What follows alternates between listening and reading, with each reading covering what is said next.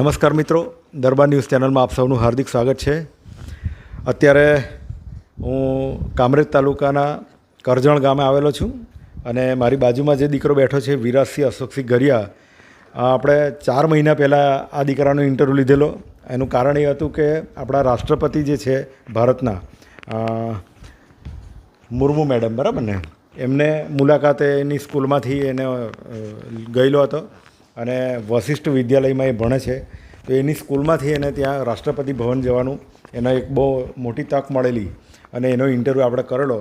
તો એ વિડીયો પણ ખૂબ વાયરલ થયેલો અને આજે એક બીજા કારણસર આપણે મળીએ છીએ કે એનું અત્યારે રિઝલ્ટ આવ્યું ધોરણ 9નું. એની અંદર એના 91.43% પર્સન્ટેજ આવેલા છે અને A1 ગ્રેડ મેળવેલો છે. તો ભણવામાં પણ ખૂબ હોશિયાર છે. એટલા માટે આજે એની મુલાકાત આવ્યો છું. તો વિરાજ, ખૂબ ખૂબ અભિનંદન, ખૂબ સારું રિઝલ્ટ છે, બરાબર છે. હવે પહેલો સવાલ કે તારી સ્કૂલનું ટાઈમિંગ કયો હતો અને વાંચવાનું શિડ્યુલ કેવું હતું તારું? સ્કૂલનો ટાઈમિંગ સવારે 7 વાગ્યા શરૂ થતું સ્કૂલ અને હું ઘરે 2:30 વાગ્યા આવતો ટ્રાવેલિંગ સાથે, બરાબર. અને વાંચવાનું શેડ્યુલમાં આવીને રેસ્ટ અને પછીથી હોમવર્ક કરીને જે છે રાતના ટાઈમ મળે 2-3 કલાક, એમાં વાંચતો. બરાબર. સવારે ઉઠવાની ટેવ નહીં હતી? હતી, પણ રાતના વધારે પ્રેફર. રાતના વધારે હતું. ઓકે. અચ્છા, હવે સૌથી હાઈએસ્ટ માર્ક કયા સબ્જેક્ટમાં છે? સૌથી હાઈએસ્ટ સંસ્કૃત અને સાયન્સમાં. સંસ્કૃતમાં કેટલા? સંસ્કૃતમાં સમથિંગ 80 આઉટ ઓફ 78 છે. અચ્છા, તો એવું કહેવાય કે સંસ્કૃત તો સૌથી વધારે અઘરી લેંગ્વેજ છે, બરાબર ને?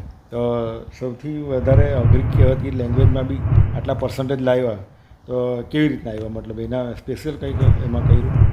ના, પણ સંસ્કૃત ફાવતું હતું પહેલેથી, એવું એટલે છે. વધારે કંઈ ડિફિકલ્ટી આવી નથી. બરાબર. એટલે આવી. સૌથી ઓછા માર્ક કયા વિષયમાં છે? સૌથી ઓછા ગુજરાતીમાં. ગુજરાતીમાં કેટલા? ગુજરાતીમાં કંઈ 80 આઉટ ઓફ 70 આજુબાજુ છે. એવું છે. અચ્છા, બરાબર છે.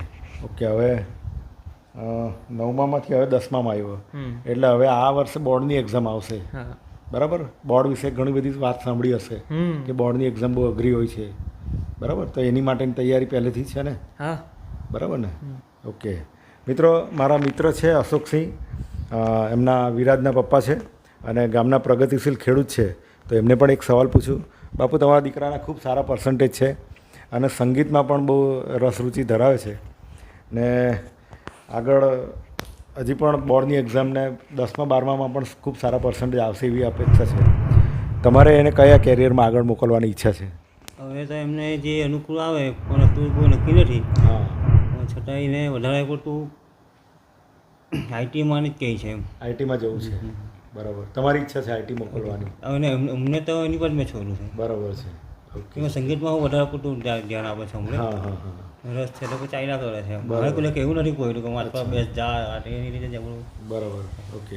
વિરાટ, તારે શામાં જવાની ઈચ્છા છે? મારે પણ આઈટી ફિલ્ડમાં જ જવાનું છું. આઈટી ફિલ્ડમાં જવું છે, પણ આઈટી ફિલ્ડમાં તો એવું કહેવાય કે તમારે આઉટ સ્ટેટમાં જવું પડે. હા, તો 12th પછી મારી બેંગ્લોરમાં બેંગ્લોર જવાની ઈચ્છા છે હાયર સ્ટડીઝ માટે. બરાબર ને? ઓકે. ઓકે, ચાલો, કોંગ્રેચ્યુલેશન. Thank you. હવે બીજો સવાલ કે આઉટ સ્ટેટમાં જાઓ એટલે લેંગ્વેજનો પ્રોબ્લેમ આવે, બરાબર ને? કારણ કે આપણી અહીં ગુજરાતીમાં માતૃભાષામાં વાત કરીએ, ત્યાં તમારે બીજી કોઈ ત્યાંની કર્ણાટકની, તમિલ કે મતલબ એ બધી ભાષા આવે, તો એ શીખવાની તૈયારી ખરી?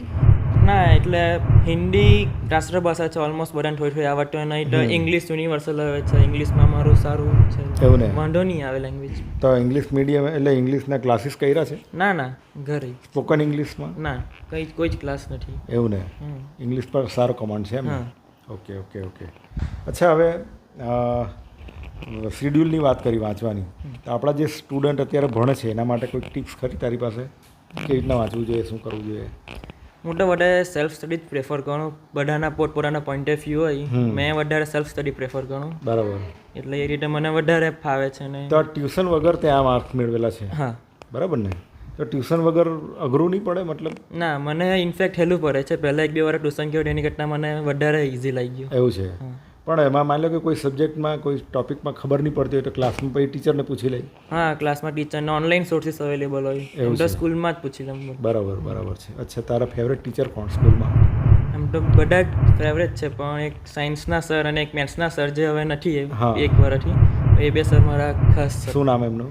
સાયન્સના સર મયંક સર હવે મારા ક્લાસ સર છે. અચ્છા. અને મેથ્સના સર ચિત્રાંગ સર હતા, તે હવે નથી, બીજે શિફ્ટ. એટલે બીજી સ્કૂલમાં જતા હા, રહ્યા. એક વર્ષથી. Okay okay. હવે ફ્રેન્ડ સર્કલમાં પણ તારા બેસ્ટ ફ્રેન્ડ કોઈને કોઈ હશે? શું નામ છે? બધા જ બેસ્ટ ફ્રેન્ડ છે, એવું કોઈ નથી કે આ વધારે ખાસ. તો પણ એક બે ખાસ હોય છે. કોણ છે? બધા જ એમ તો ફ્રેન્ડ ખાસ, પણ એમ એક છે બધી અમારી એક્ટિવિટીમાં હાથે જઈએ મોસ્ટલી. જોઈએ, હા, અમારા પાર્ટનરમાં શું નામ? હરીન કરીને છે. અચ્છા, ક્યાં રહી છે? ચલથાણ. ચલથાણ રહી. તો એના કેટલા પર્સન્ટેજ છે? એના 71 71 છે. આજુબાજુ છે. બરાબર છે. એટલે આ સવાલ એટલા માટે પૂછીએ છીએ આપણે કે ભાઈ તમે જ્યારે ભણતા હોય ત્યારે તમારું ફ્રેન્ડ સર્કલ પણ બહુ સારું હોવું જોઈએ. એકબીજાની સાથે હેલ્ધી કોમ્પિટિશન તમે કરો, એકબીજાને જોઈને મોટિવેશન મળે કે ભાઈ આ જો આગળ આટલા સબ્જેક્ટમાં લાવી શકતો હોય તો હું પણ લાવીશ એમ. બરાબર કે નહીં? હા, જરૂરી છે આ બધી વસ્તુ. અચ્છા, સ્કૂલ લાઈફ તો બરાબર છે, પણ ભવિષ્યમાં હોસ્ટેલ લાઈફ પસાર કરવાની આવે તો એના માટેની તૈયારી ખરી? હા. બરાબર, કારણ કે બહાર મોટે ભાગે ભણવા જવાનું હોય. આપણે હમણાં જ વાત કરી કે તારે આઈટીમાં જવું છે તો હોસ્ટેલમાં ભણવું પડે, તો તેની તૈયારી ખરી? હા, યસ. ઘણા છોકરાઓને ઘરની બહાર જવાનું ગમતું નહીં હોય. બરાબર ને? અચ્છા, બહાર વિદેશમાં ભણવાની ઈચ્છા ખરી તારી? ના. કેમ? ઇન્ડિયામાં જ રહેવું છે. ઇન્ડિયામાં જ રહેવું છે. હા.